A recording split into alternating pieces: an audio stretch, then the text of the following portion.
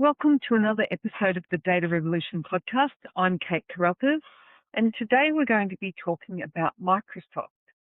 Now, many people don't really understand the Microsoft story with AI and open source, so I thought that would be a good thing for us to cover. So how did Microsoft get from being a sleepy, old, boring enterprise software company and suddenly transform itself into one of the most powerful players in AI? Now, for full disclosure, over the decades, I have worked in many corporations and negotiated contract renewals with Microsoft, have consulted to the Australian subsidiary of Microsoft, and done some judging and mentoring for the Microsoft startups Imagine Cup, and I was a Microsoft regional director. So I know Microsoft both here in Australia and back in Redmond quite well. If you're like most people, though, you probably just think of Microsoft as the people who have all those boring apps like Excel, Word, PowerPoint and stuff. Or maybe you think about Windows and it having a blue screen of death at a critical moment and having to reboot. But in the background, Microsoft has been a long-standing enterprise software powerhouse, with many of our organizational servers running their operating systems and applications. And they've also spent decades building AI capabilities and investing in research and slowly shifting from being very suspicious of open source to becoming one of its biggest contributors and users. So in this episode, we're going to kind of unpack that journey. We'll walk through the early research days about how the cloud and Bing set the stage for them being able to do large-scale machine learning, and what the OpenAI partnership really did for them, and how their sudden affection for open source really changed the landscape for developers. And because this is Data Revolution, we'll also talk about power and governance and what it means when one company sits at the intersection of productivity software, developer tools, and frontier AI models. So let's just start to think about how Microsoft quietly turned itself into an AI superpower. To do that, we're going to have to go back in time. Now, when most people talk about the AI giants, they really usually talk about Google and Meta and maybe a flashy startup or two like OpenAI. But Microsoft often comes as a bit of surprise. But if you look really carefully, they have been laying the groundwork for a very long time. Back in the 1990s and early 2000s, part of Microsoft called Microsoft Research was quietly doing real work on things like probabilistic reasoning, speech and language modeling. Now, none of that was glamorous at the time. It showed up for us as a better spell check, a slightly less annoying grammar suggestion, and later virtual assistants that may or may not have understood you. But those building blocks ended up mattering, and as we will see, they gave Microsoft a running start when AI began to scale up in the cloud era. And at the same time, Microsoft had a very particular attitude to open source, which you might remember if you've been around in tech for a while. There was an era when open source was painted as a risky fringe thing, and Microsoft was firmly on the side of proprietary software and tight control. These were the days of Steve Ballmer, and Microsoft really wanted to control everything, and they wanted you to buy their product. But over the early 2000s, the 2010s, they started to see that open source was actually a really powerful thing. And a lot of the developer evangelists that I know at Microsoft were really big contributors to open source projects. And they are one of the biggest contributors to a lot of open source projects globally right now. So it's something not a lot of people know about Microsoft. But fast forward to today, and the same company is running GitHub. It's shipping open source tools, and it's using open source everywhere in its AI stack. So something really did shift in Microsoft. I think a big part of it was when Steve Ballmer went away and Satya Nadella took over, but it was already happening a long time earlier with its roots in Microsoft AI. So let's go back to where the story really starts, because they didn't wake up one day and say, hey, we're an AI company now. Literally, they have spent years of funding research labs that were working on what looked like fairly abstract problems and for fairly boring problems. So this is things like probabilistic models for decision making, advanced optimization algorithms, speech recognition, language understanding. And these outputs turned up in search ranking, in spam filters, in translation, in user interfaces that could at least sort of understand text and speech. These weren't the large language models that we're talking about today, but they were very important steps in getting systems to reason under uncertainty and to work with messy human data. So over many of these years, if you've been using Office or Windows, you were already interacting with some of that work, even though you never thought about it as AI. And that's an important point about how AI will actually arrive in organizations. It probably won't appear as just a fancy, shiny new robot. A lot of it will trickle in as small improvements hidden inside tools people are already using. A big part of this story for Microsoft was their pivot to cloud and Bing. Now, Bing is not much loved, and I'm not one of its fans, but it is pivotal in this. So Microsoft were very, very late to the cloud party and almost missed the boat. But once they realized that the cloud was a real thing, and as it became a serious business, the company had a huge incentive and a huge opportunity to scale up its AI ambition. And another thing that Microsoft had to do in this journey was they actually had to lose their obsession with the browser. So for eons, they had doggedly tried to rule the internet back in the early days with Internet Explorer, which was released back in 1995. And that sparked the browser wars with Netscape, and they got in trouble with the antitrust people for bundling it in with Windows.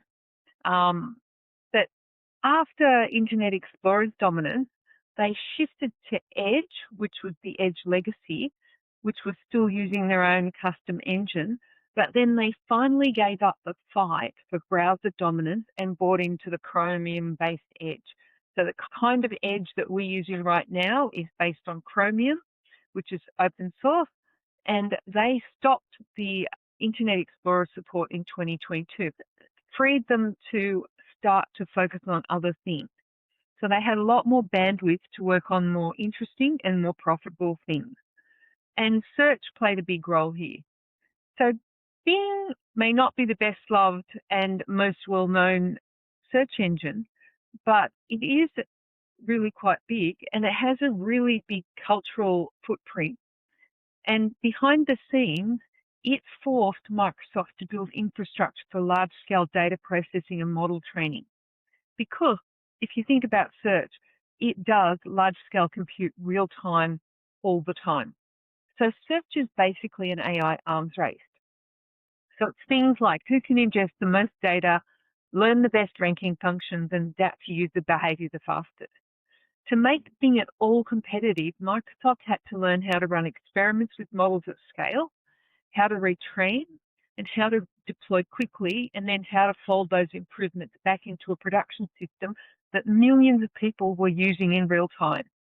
So once you start to build that kind of capability inside your organization, you've already got it there for using for other things. So that meant that they were ready to start using all of this capability that they built for their search for Azure AI. So Microsoft took those in new internal capabilities and then started to add in things like computer vision, speech and language, APIs, recommendation systems, and wrap them into services that developers could call from their own applications. So suddenly, the AI story was not just something inside Microsoft products. It was something that they could actually start to sell as a platform. And if you're thinking in policy and governance terms, this is the moment where Microsoft shifts from being a maker of tools to being part of the infrastructure layer for AI. Because if you think about the Azure cloud, it is the operating system and all the tools that we use to interact with that operating system and deliver services to our customers. So they were really well positioned by all that had gone before, ready for this moment. the AI moment sort of sounds like when they just pulled all of those pieces together. And then there was the OpenAI moment. Now, the partnership that they have with OpenAI, sort of wonder why they didn't just buy the company. And I think there's reasons for that. And I'm not going to hypothesize in public, but I've got my own suspicions for that. But from the outside, it might seem that Microsoft simply wrote a very large check for exclusive access to OpenAI's model. While the initial partnership did give Microsoft significant advantages and preferential access, the relationship is much more complex and has evolved over time, with other companies now partnering with OpenAI. And underneath that headline, what really mattered was compute and integration. Now, training frontier models needs an obscene amount of specialized hardware. And Microsoft already had massive cloud infrastructure and a strong business case for building more. And what was super important was that the massive Microsoft cloud architecture, cloud infrastructure, had been battle tested during COVID when everybody in the world suddenly needed to be online today.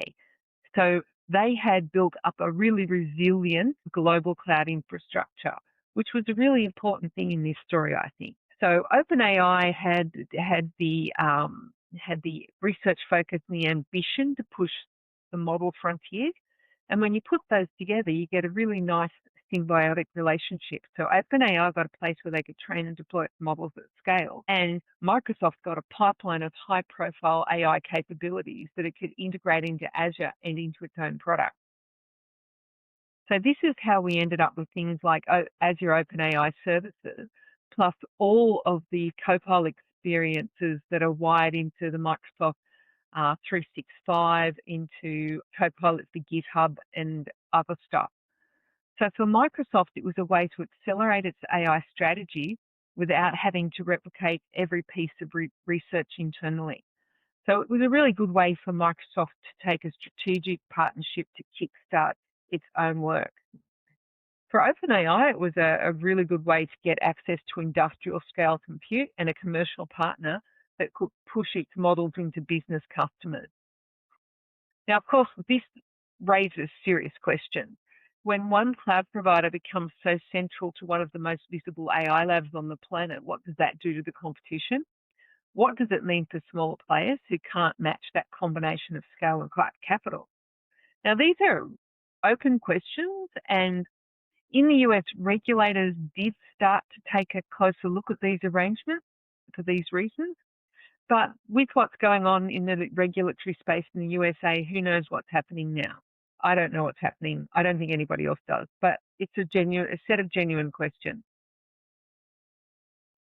But no story about Microsoft and AI is complete without talking about open source.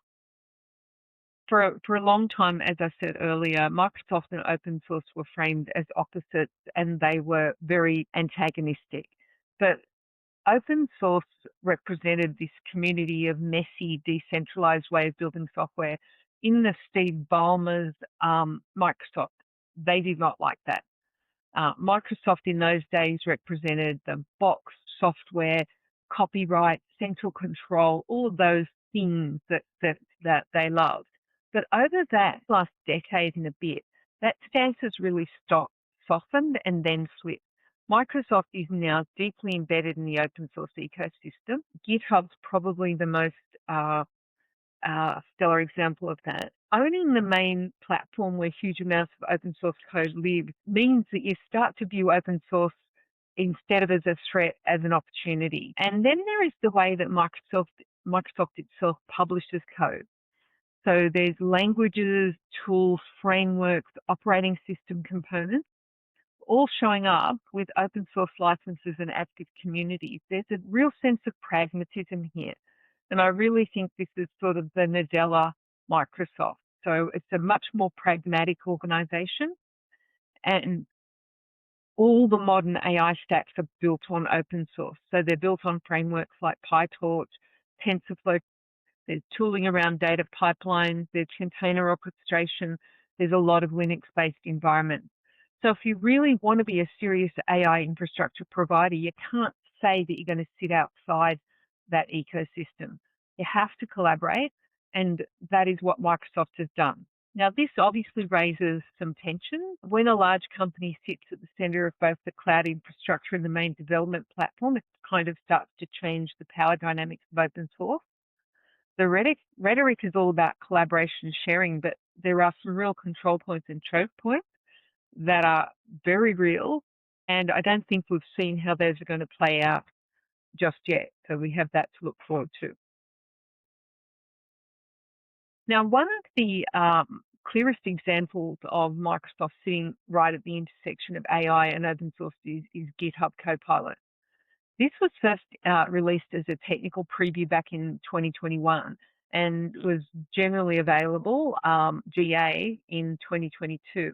And it's quickly become a widely adopted tool for developers. And often when I go to the Microsoft Innovation Centre here in Sydney and talk to the developers, they say they can't live without it anymore. They literally say it has made them so much more productive, and they would feel like it had removed an arm from them if they had to lose that tool now. So that's a really interesting bit of stickiness that they now have with the developer community, because not only are they using the tool, but the tool is, they're almost feeling the tool is almost part of their body, which I think is a really interesting perspective. So from a developer perspective, Copilot for GitHub feels a bit like magic. You start typing, the tool offers code completion, it shows you functions, it tests, sometimes it adds comments you didn't know you needed. And under the hood, what is happening there is that large language models are trained on huge amounts of public code, predicting what you're likely to write next. So this is a really fascinating loop. So developers publish their open source code to GitHub, which is a repository. Then the models are trained on the patterns in that code, and then those models generate suggestions which can feed back into new code bases and new projects. So there's the obvious productivity angle here. If you're a working developer, Copilot can help you with all the boilerplate stuff. It can decrease your need to context switch. It can surface libraries you might not have thought of. But there's also the governance angle. So most open source licenses were not written with governance in mind, and people are still debating how training public code interacts with license terms and what are the expectations of contributors who never imagined their code would be used to train generative models. And as someone who cares about data and AI governance, this space around consent, licensing and attribution is going to be important to watch. It's a real emerging space. Now, last time I counted was, and I think it was in 2024, Microsoft has 14 products that they call Copilot. So Copilot's for everybody. So they've not stopped with the developer tools. Microsoft has not just stopped with developer tools. It has leaned hard into the idea of a Copilot as a pattern for running their business. So there is a Copilot for Microsoft 365, where generative models are embedded into all of their products, for example, Word, Excel, PowerPoint, Outlook, and Teams. There are Copilots for security. This is called Entra, which is for, there are ones for sales and service, which are part of their Dynamics 365 platform. And they're all tuned to different workflows, but built on the same foundational language models plus enterprise data. And this is a really powerful and I suspect profitable future direction for Microsoft. What is clever about this strategy is it treats AI as an overlay rather than as a separate product. So you don't have to go somewhere special to use AI, it just shows up where it's already working. And this is one of the reasons why I see this as such a powerful business model that Microsoft have adopted, because they're giving you AI in tools that you already use. So from a change management and adoption perspective, that's really powerful and really will short circuit a lot of the objections that you would traditionally have to implementing something so pervasive in your organization. So you can imagine the impact on knowledge work. So for a lot of people now, the first draft of their document, the summaries of meetings, the sifting of emails, querying organizational data in natural language is just happening in real life right now. It's everybody's daily life that is using these tools. And it's all being framed as a digital colleague working alongside you. So one of the ways that I frame it when I talk to people about it, it's like an intern. You still have to check its work, but it's really handy having an intern. But from a governance point of view, you need to have these same questions surfacing again.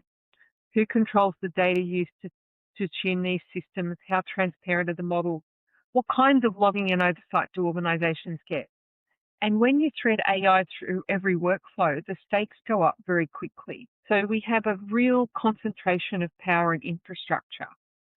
Let's zoom out for a moment. If we map the digital environment many organizations live in today, Microsoft shows up in multiple layers. So there's the operating systems and devices, there's a productivity suite, the collaboration tools, developer tools, cloud infrastructure, and then on top of all of that, you add the frontier AI models and AI-infused features on top of all of that. Now, from one angle, this is very convenient. You get a super tightly integrated stack. Procurement is much, much simpler, and the user experience feels really consistent. But from another angle, it raises serious questions about concentration of power. If one company provides the infrastructure, the tool, and the model, then the switching costs go way up and the dependency and lock-in deepens. So this is really great for Microsoft. It might not be so good for the rest of us. And it might not be so good for the rest of us if geopolitical tensions rise in such a way that Microsoft is not able to service all of its current customers in the future. For governments and regulators, this challenge is real, and they are already starting to think about how do we encourage innovation and competition while dealing with the reality that not many players can afford to build and run this kind of infrastructure. It's a genuine issue. So for organisations, the challenge is to enjoy the short-term benefits without locking themselves into architectures that they can't easily escape later on. And this is where good governance, architecture and strategy become more than just buzzwords. So what does all of this mean if you care about AI governance and innovation policy? First of all, it means that AI governance is not just about individual models or isolated applications. It's about ecosystems, it's about infrastructure. And when you're thinking about risk and accountability, you have to include cloud providers, model providers, integrators, and end user organizations into that picture. And second, it means that open source is now part of the governance of. Open source communities are not just nice to have. They are now central to the way that AI is built and deployed and secured. Understanding how those communities interact with large corporate contributors is really fundamental. Third, it means that regulators and policymakers need to understand the technical architecture at least enough to see where these real control points are and where these organizations like Microsoft have real leverage against the rest of it. If the real leverage sits in access to compute and data, then rules that only target application level behavior will always be a step behind. So Microsoft is a useful case study here because it shows how quickly a company can shift from a software vendor to an AI infrastructure provider and how that shift changes the state. So that's a bit of insight for you into how Microsoft ended up as a pretty big AI player. They started this journey as a classic software company selling licenses for box products and defending a strongly proprietary model. Over time, it built research capacity, moved into cloud, shifted its stance on open source, and they then made a series of big bets on AI infrastructure and partnerships. And today, Microsoft sits at the intersection of productivity tools, developer platforms, cloud and frontier models. And that gives it enormous influence over how AI actually shows up in everyday work. Whether you see this as a success story or a risk factor or a bit of both probably depends on where you sit. For practitioners, it means huge opportunities to experiment with AI inside the tools you already use, but also a responsibility to think carefully about data protection, vendor dependence, and long-term strategy. For policymakers, It means grappling with a world where AI is not a standalone thing, but is woven through a handful of very, very large platforms. And for open source communities, it means navigating a relationship with a company that is simultaneously a major contributor to your project and a major beneficiary of your project and potentially a major gatekeeper to adoption of your project. We are living in interesting times. That is it for this episode of the Data Revolution.